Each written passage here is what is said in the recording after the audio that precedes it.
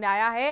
कांग्रेस सरकार में भ्रष्टाचार की फहरिस्त है, ये केदार गुप्ता ने कह दिया है। गाय के गोबर और गोमूत्र तक को नहीं छोड़ा। केदार गुप्ता ने कहा कि शराब माफिया, कोल माफिया ने छत्तीसगढ़ को लूटा है और साथ ही उन्होंने कहा कि छत्तीसगढ़ महतारी का नाम लिया और लूट लिया। केदार गुप्ता का बयान काफी मायने में खास हो जाता है। अब ईडी की जांच तो पेट में खलबली मची हुई है, ऐसा केदार गुप्ता ने कहा। उन्होंने क्या कुछ कहा आपको सुनाते हैं। देखिए, शास्त्रों में भी वर्णित है, कर्म प्रधान विश्व करी राखा, जो जस करी सो तस फल चाखा। कांग्रेस की भूपेश बघेल सरकार ने सत्ता में बैठते ही सत्ता का दुरुपयोग किया, अपराधीकरण किया, भ्रष्टाचार की लाइन से फहरिस्त है। अरे गाय के गोबर और गोमूत्र तक को नहीं छोड़ा। शराब माफिया, कोल माफिया, चावल माफिया, छत्तीसगढ़ महतारी का नाम लिया और छत्तीसगढ़ महतारी को ही लूट लिया। पीएससी में भ्रष्टाचार, तो जिसने जैसा किया है वैसा वो भरेगा। अब ईडी की जांच आगे बढ़ रही है और उनके नाम से एफआईआर हो रही है, तो उनके पेट में दर्द हो रहा है और साथ में खलबली भी मच रही है। राजनीतिक रूप से जोड़ रहे हैं। अरे भाई, भ्रष्टाचार किया है तो देश का पैसा तुम्हारे लूटने के लिए है क्या? इसलिए जो हो रहा है उनके कर्म के आधार पर हो रहा है। न्याय जनता को छत्तीसगढ़ की मिलेगा और कार्रवाई तो होके रहेगी। छत्तीसगढ़ में कोयला घोटाला और शराब घोटाले को लेकर कांग्रेस नेताओं सहित पूर्व आईएएस अफसर पर केस दर्ज किए गए हैं, जिसको लेकर सियासत भी तेज हो गई है। क्या है ये पूरा मामला, आपको इस रिपोर्ट के जरिए दिखाते हैं।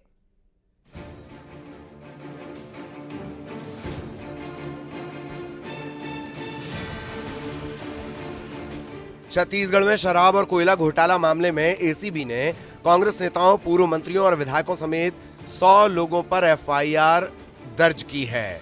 शराब घोटाले में 70 से ज्यादा लोगों के नाम है, जबकि कोयला घोटाले में 30 से ज्यादा लोगों पर केस दर्ज किया गया है।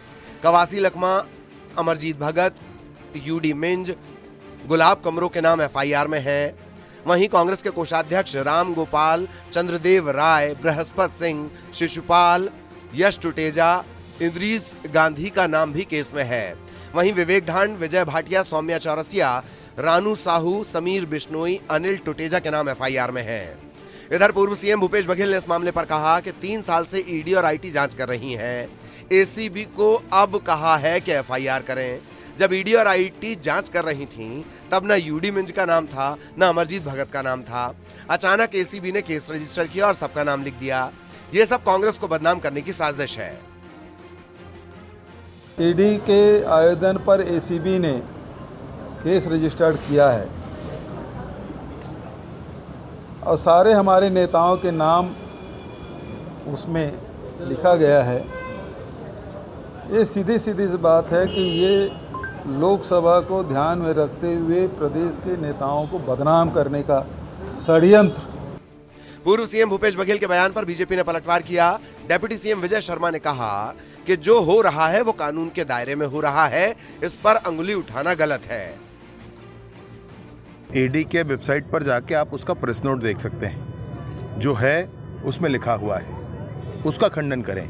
बस यूं ही कहना ये कोई औचित्यपूर्ण नहीं है। राज कानून का हो, कानून सम्मत काम हो, ये ध्यान देना हमारा काम है।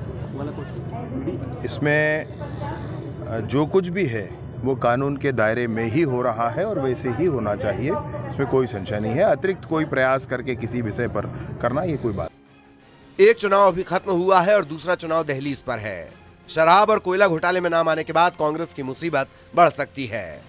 Bureau report, news 18 Madhya Pradesh, Chhattisgarh.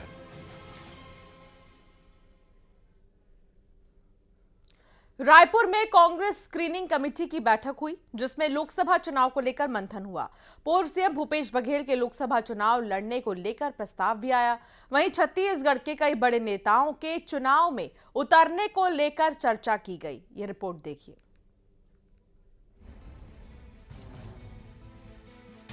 Raipur के राजीव भवन में कांग्रेस स्क्रीनिंग कमेटी की बैठक हुई। इसमें लोकसभा चुनाव को लेकर मंथन हुआ।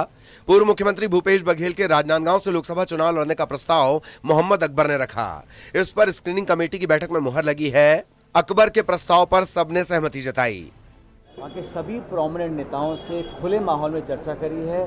सब कैंडिडेट्स के बारे में हमने डिस्कस किया है, प्लस एंड माइनस। और जो आपका सवाल था, हमारी कोशिश रहेगी कि हम नए लोगों को मौका दें, लेकिन जो अनुभवी लोग हैं जो चुनाव जीत सकते हैं उस पर पार्टी अपना दाव खेलेगी। ये चुनाव जीतना बहुत ज़रूरी है और मुझे लगता है कि जैसा पहले यहाँ चुनाव हुए उससे कहीं बेहतर प्रदर्शन हमारी बार इस बार होगा। हमारा वोट शेयर इस विधानसभा चुनाव में कम नहीं हुआ है। हम चुनाव हार जरूर गए लेकिन मत प्रतिशत हमारा बराबर था पिछली बार की तरह। और सरकार बनने के तुरंत बाद जिस प्रकार से लोगों को लग रहा है कि वादे झूठे किए थे और वो धरातल पर उतर नहीं पा रहे हैं और 10 साल की एंटी इनकम्बेंसी केंद्र सरकार की भी है, उन सब इशू पर चर्चा करी आज। देखिए, मांग नए भी आ रही है, पूर्व विधायक मंत्रियों के भी आ रही है, सभी प्रकार की आ रही है, कंबाइन है। लेकिन हम लोग चाह रहे हैं कि इस साल बिल्कुल इस समय दमदारी के साथ चुनाव लोकसभा लड़े और ज़्यादा सीट जीत कर आए। इस पे कांग्रेस पार्टी पूरा फोकस है। क्यों नहीं, बिल्कुल। अगर कोई नए चेहरे हो, अच्छा प्रत्याशी हो, तमाम वहाँ के वरिष्ठ नेता से अच्छा सामंजस्य हो, जनता भी पसंद करता हो, कार्यकर्ता भी पसंद करते हो, तो मौका मिलना चाहिए। वहीं स्क्रीनिंग कमेटी की बैठक में कई बड़े नेताओं के चुनाव लड़ने का प्रस्ताव रखा गया है।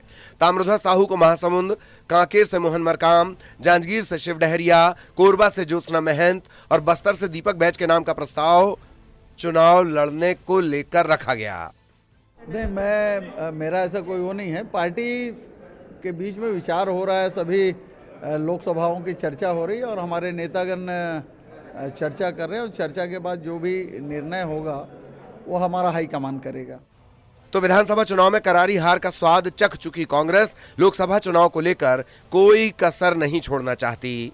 Bureau report, news 18 Madhya Pradesh Chhattisgarh. और चलिए यहाँ रुकेंगे एक छोटे से ब्रेक के लिए, फौरन हाजिर होंगे।